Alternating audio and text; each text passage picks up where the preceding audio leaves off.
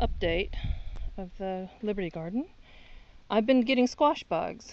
Got a whole, at least 3 dozen, maybe more, much more. The first day I did that with just, I've got the video of that, soap, dish soap and some water in a container and using little tongs because I don't like to touch them. There's another one. Today I got a dozen already, but earlier in between we only got like half a dozen. But it takes vigilance with some of this stuff. And I found one leaf that had eggs, and they were definitely squash bug eggs. They were, I'll put a picture of that into the video.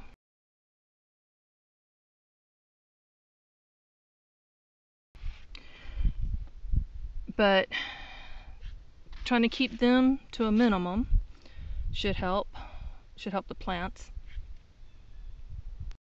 Every little thing, especially new stuff that I'm not familiar with. This is the pomegranate tree, and I guess this is the only blooms that we've got. Look how lovely that is. It looks like it's going to break open soon. And we love pomegranate. I'll buy a whole big box of that at the farmer's market, and we eat it up. So I look forward to one day harvesting a decent amount from these 2 trees, and maybe I'll get some more. That's my Mother's Day present, the wagon. My son and daughter and son-in-law chipped in and got that for me, which is great because I've been using that to move some stuff around and not have to use the truck. Now I was looking at some raised beds, and although it's okay, these can sit on the ground and I'd be fine with that, I'm having my mom, I'm trying to get her to come move in with us and stay with us permanently, or on a more long-term basis. But if I just get her to come on the weekends when she's more home alone, when my brother's out and about. So I looked at raised bed kits, and they're kind of pricey. They look a lot better than this, but I paid a little under $40 for the table. It folded. It was easy for me to maneuver and carry by myself. I went ahead and put it on bricks because I knew that those legs would just get sunken in deeper and deeper. So putting them on something that would, keep them from going into the dirt. It also raised it a little bit. And I'll show you the lettuce in the other video. You probably saw it too, but if you've been watching them. But I grew, just emptied a whole packet of mixed salad greens and just let it come up, and it's a bunch. And now I'm going to start, today I'm going to harvest about half of that container and make chicken salad, and just make it in like an actual salad bed with the chicken salad on top for our dinner. Now that it's getting hot, we kind of want lighter and cold stuff. Don't have to be hot. But I'm setting this up because I want to show my mom that she doesn't have to give up gardening. She has gardened my entire life. Her backyard is now, it's a tiny, it's smaller than this little area that you can see right here that's been cleared. And it's loaded with fruit trees, nut trees, and a corner of it's a garden. And she's got a couple of sheds and a covered back porch, and she's still managing to grow stuff. But she's had to limit herself because of all the tree roots that are in her bed, her garden bed. And it's hard for her to get up and down. And she probably has more mobility than a lot of people, but she has to sit. And I brought her out here last week before Mother's Day, and took her in a wheelchair and took her all through the woods and back around the bottom of the property and around to the house again. And she was, I've been showing her pictures of stuff that I've been doing, but for her to actually see these trees, she got so excited. And it just did my heart good to see that, a positive reaction of my mom, which is almost a rare thing nowadays. So I'm trying to set up things that she can do at her own house that I can do. I can set up this stuff for her at her house, and she doesn't have to give up gardening, because a lot of the stuff she grows, very few are very deep rooted, and the ones that are, we can use buckets. Not a big issue. My tomatoes are doing great. Let me show you them. But price. Go look up raised bed kits. Any of them, and they are pricey. $40 for the table, 39 something. The buckets, The little buckets are $1 at Dollar Tree. These were a little under $3 each at a restaurant supply place. They will break. They can't handle this kind of weight. When I had this one filled, see what happened? But if it's just sitting here and you're not going to move it except to, you know, maybe dump it, grab it from the bottom. And I just drill 3 holes along the sides. And that's plenty of drainage. I'll show you the other ones. Here's the one that's right by our door that I'm going to harvest today. I've been trying to clean up this area. I'm going to put some stone or something, concrete, that. And we're just trying to manage the drainage. When it rains, it just goes right on top. And we just want it to go around the house and down to the next level and not under our house. But see how well this grew? I only had it a little bit more than half. And they're doing great. So I'm just coming here with some scissors today and clipping, giving this a haircut. And here's my fig starts. Look at that. At least 4 of them have leaves on it. And I know this one's rooted because I accidentally moved it. Pulled it over and saw all the white little root hairs growing out from the side of it. So I'm thinking maybe the rest of them are. So I'm not messing with it just yet because I'm not ready to take it apart. And here I just watered all these. These are the black from Tula tomatoes. But container gardening, because I don't have a choice in the matter this year, and maybe not even next year unless I get a lot of manure out here and get it reconditioned. I gave a couple of plants to my sister to take with her. They don't. They live in a condo. They don't have space for a garden. They just have a little bit of patio. And I gave her one kind of like that one there, the big one, and then gave her a small one because that's all the room she had on her floorboard in her car to take back. And put them in trash bags so that they wouldn't make a mess in her car. But after she left, I got this bucket set up, and I took one of the suckers off of that plant down in the bottom. I don't know if you can see it. There's a little gap. I just tore it off, stuck it in the dirt, watered it. It of course flopped down, all of it, but now it's starting to stand up.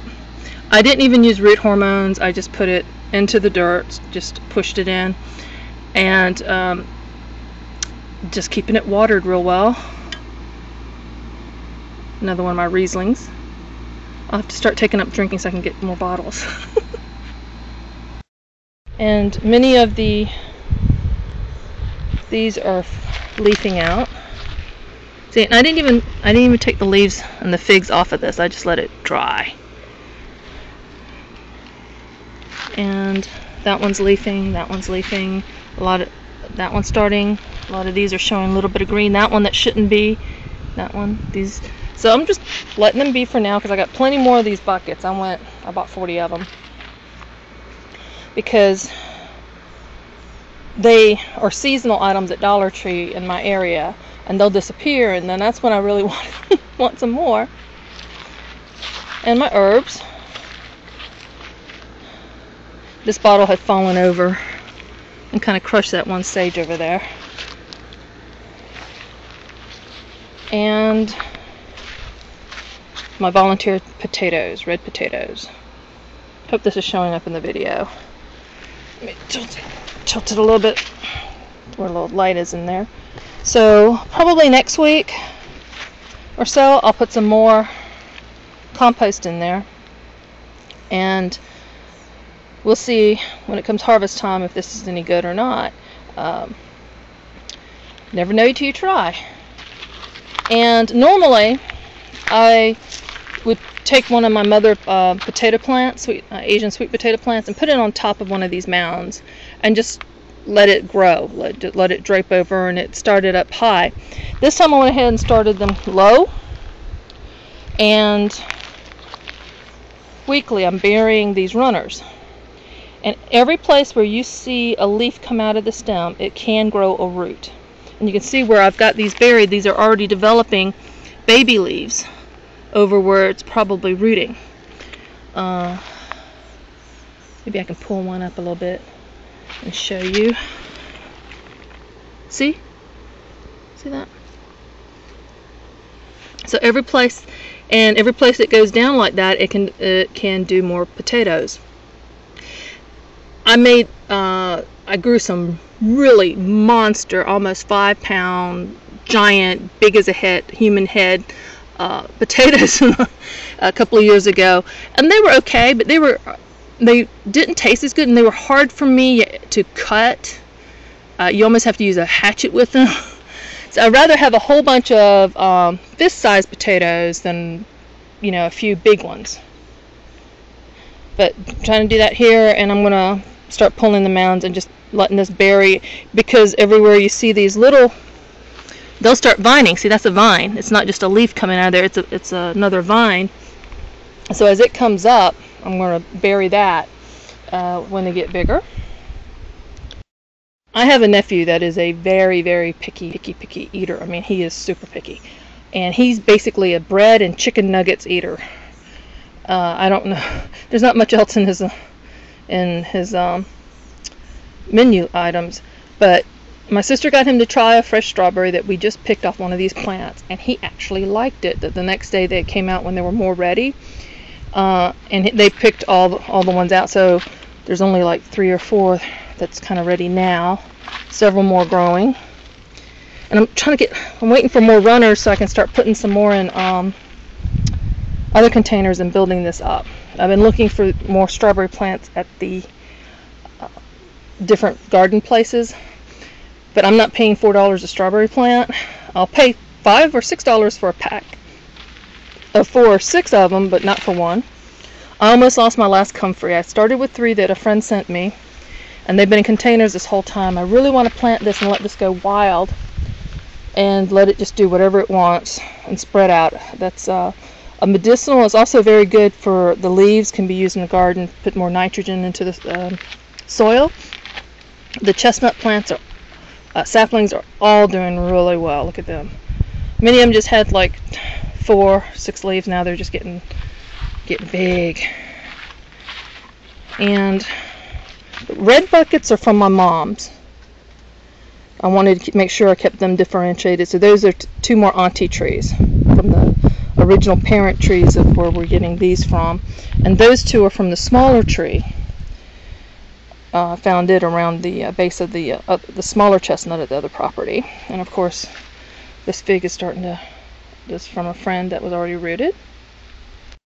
This again is the one that I literally tore it in half because it was V-ing at the very base, where it was coming out of the root, and the root, instead of going to one or the other side, literally went in half. The long taproot and the root ball itself just went in half to each half, and both halves are doing really, really well. This is the first time I'm noticing that they don't like the light green colors. I'm not sure if that's an issue or not. And that's one of my smallest kiwis. And over here, we're pretty sure this is the wild persimmon. It's maybe the only persimmon tree we have on the property. We've been trying to find them, but this is the only one. We almost missed it, and I almost took it down because I just want to clear this. I was thinking about clearing this. This shouldn't hurt the chestnut tree over there, though.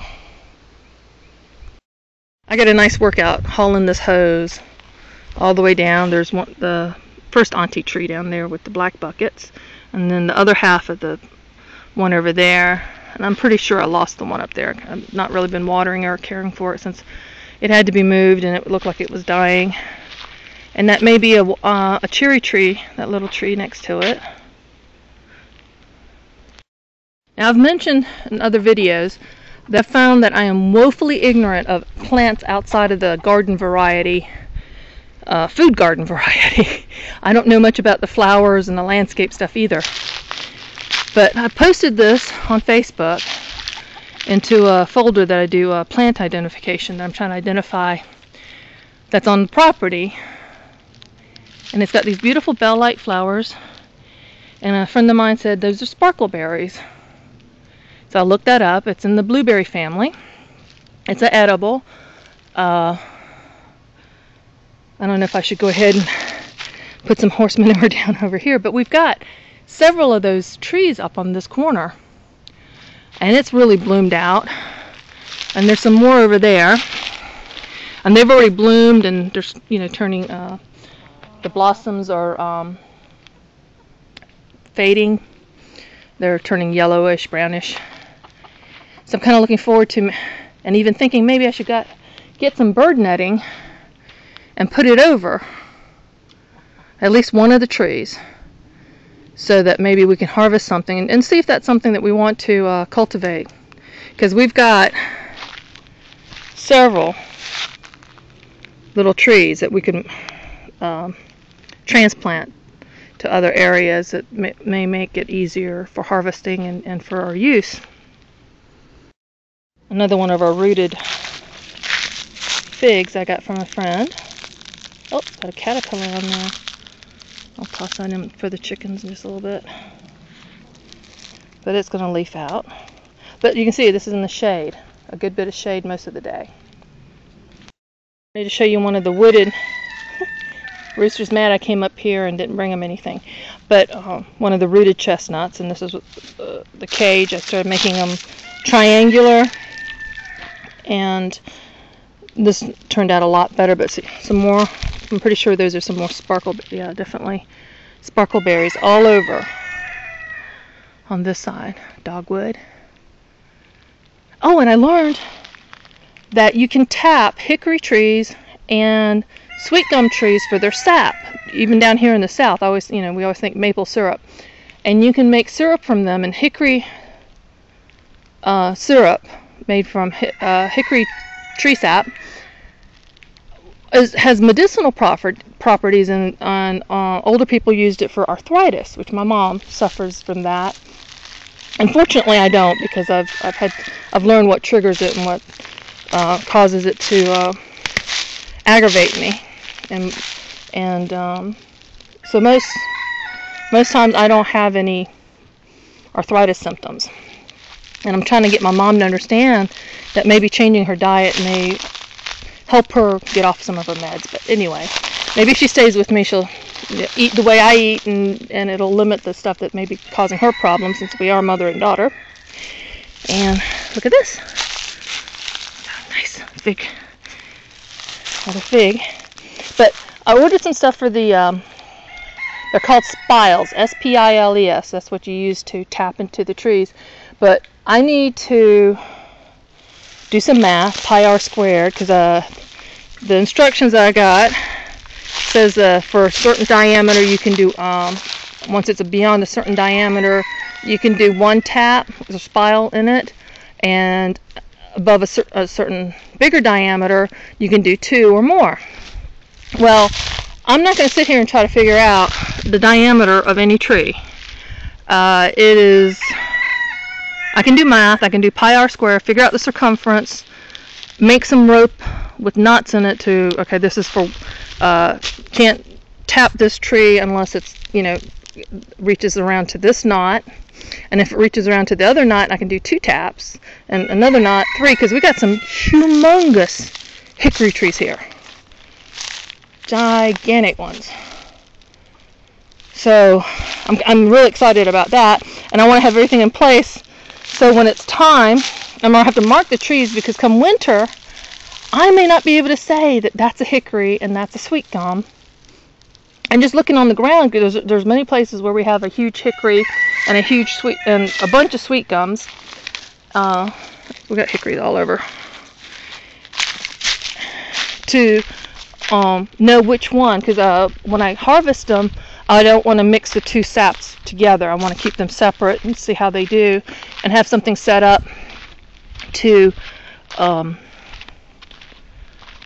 boil them down and keep them separate through the whole process, and see what we like, what we don't like.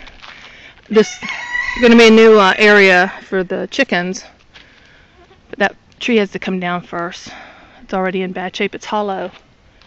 But I'm learning stuff. See some more of the sparkleberry. Lots of wild grapes. Baby hickories. Can't tap them, they're too little. That's a big hickory right there. 1 tap, probably. But anyway, I'm just excited to learn that, hey, I don't have to get from Vermont or Canada maple syrup, and we may actually like, because we get sweet gums. Literally, they're like weeds out here. We have them all over the place. They're the ones that drop those little spiky balls, and they got seeds inside. I mean, it's loaded with seeds. So it comes up all over the place where there's a parent plant, and then it's just too many of them. So we've been taking down a lot of the little ones, and see, those are little sweet gums growing on the edge right there. I need to get the limb lopper. I'm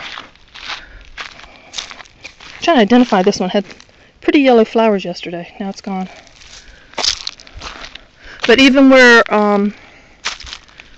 that one was cut down 2 years ago, and it grew up from the root system. So these are actually going around from where it had already been cut, right there in the center, and they grow up from the ground. So they really are a nuisance. But if I can get sap and make syrup from the big ones, because I feel like if there's an abundance of something, there's got to be a use for it, whether it's for the wood itself or the leaves or something. So these are our sweet gums, and I thought I'd share that. So that's going to be a future video. I've been watching videos, becoming a semi-YouTube expert on tapping trees for sap for making syrup. Anyway, another project. Ordered the stuff to make the spiles with, so I'm looking forward to that, and I'll show that process in another video. So that's this week's update for the Liberty Garden, and I hope that you learned something new and ask me questions or look up things like sparkleberries. Look at all those little blooms, they're so pretty. Now we have been living here since September. We've owned this property a little over 2 years now.